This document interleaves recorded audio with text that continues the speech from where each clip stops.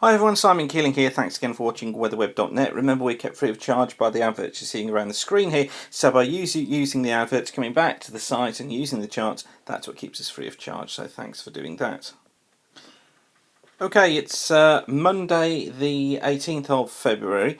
This is the scene this morning looking up the Dovey Estuary. You can see there the clear skies that we've got at the moment. Just a little bit of cumulus cloud just forming over the tops of the mountains there, but essentially it's another beautiful morning looking into the middle parts of Wales. And this is pretty much as it was throughout the whole of Sunday.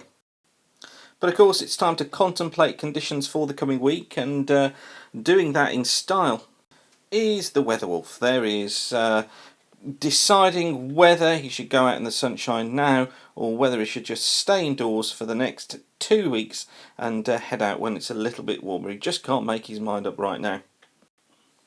He's like WeatherWeb's very own version of Groundhog. Anyhow, moving on, this is what he's contemplating. Look, we've got the city temperatures here for London for the next couple of weeks, and the red line showing maximum temperature, and you can see how we see a fall off towards the end of this week when conditions go cooler in here, but then look how things pick up as we head into the beginning of next week and into the early part of March.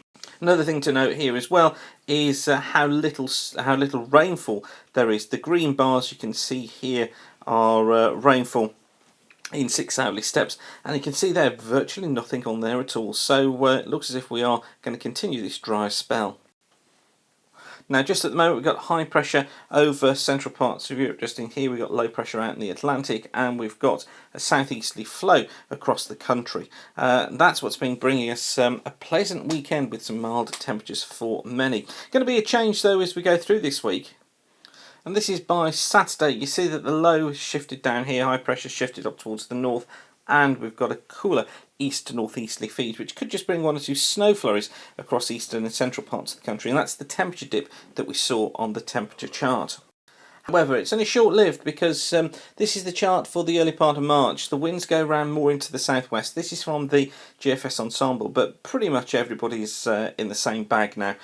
This is the 2nd of March, so this would be Saturday the 2nd of March. You see we've got more into a southwesterly flow, low pressure off the eastern coast, well, the northeastern coast of Canada there, and the high shifted down towards the south, and it's this that brings milder conditions.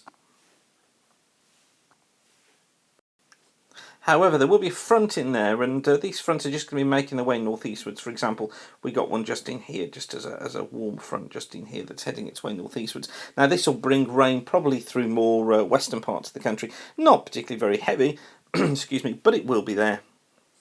And just to emphasise how dry it is, this is the 1 to 5 day forecast rainfall from the GFS ensemble. And you can see virtually no rainfall on this across much of the country in the next 5 days. Bits and pieces for the southwest and for Southern Ireland, and a little bit down those eastern coasts. That's going to be due to just some drizzle and some snow flurries coming through. Day 6 to 10, which takes us through from Saturday through to the middle part of next week. You see a little bit more in the way of rainfall across eastern and central areas, but this could actually be far lower than this. It's just trying to pick up on some snow flurries and some outbreaks of drizzle coming through during the course of the weekend, but the emphasis really is on how little rainfall there is, and you see most of it is really confined to eastern parts of the country here. I do think these totals probably overdone, particularly further west here into Wales, the Western Midlands and parts of southwest England. They'll probably be nearer 1s in that area.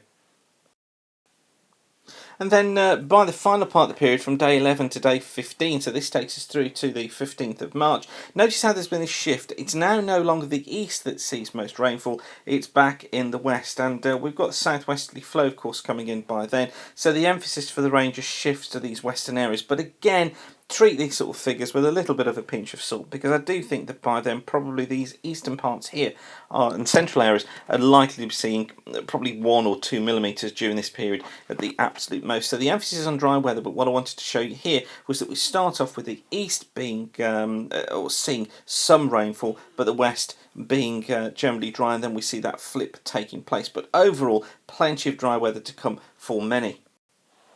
And then just a brief look ahead. This is from the CFS. I'm posted a musing about this last night, and British Isles is upside down, just in here. So you've got to turn your head round for this one.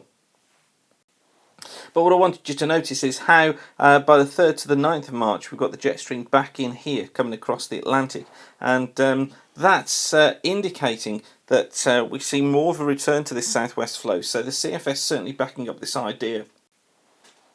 And then by week 4, so from the 10th of March to the 16th of March, look very similar. Jet back in the position where you'd expect it to be, above normal heights down towards the south here. And again, what that would emphasise is dry weather across many southern parts of the country, but a little bit more unsettled towards the west and north, but not drastically so. So it could be that we're in for quite a prolonged period of dry weather across some parts of the country.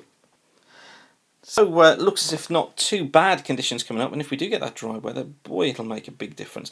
But anyway, thanks again for watching weatherweb.net. Don't forget we kept free of charge by the adverts you see around the screen and the charts too. So by you coming back and using this site, that's what generates the revenue that keeps us free of charge. Remember, you can follow us on Twitter at Weather School, or do a Facebook search for Weather School too. But for now, thanks for watching and keep the sun shining.